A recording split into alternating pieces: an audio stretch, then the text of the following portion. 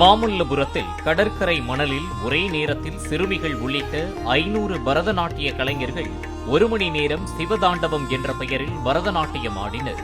இந்த நிகழ்வு கின்னஸ் சாதனைக்கு பரிந்துரைக்கப்பட்டுள்ளது.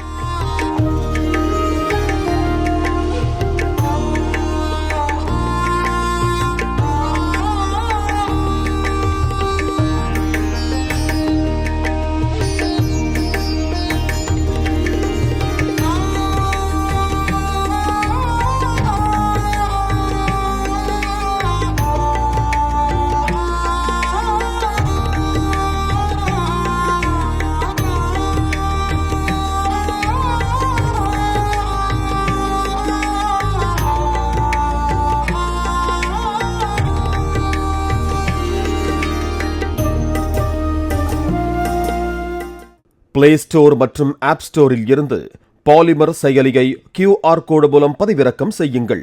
செய்திகளை உடனுக்குடன் பெறுங்கள்.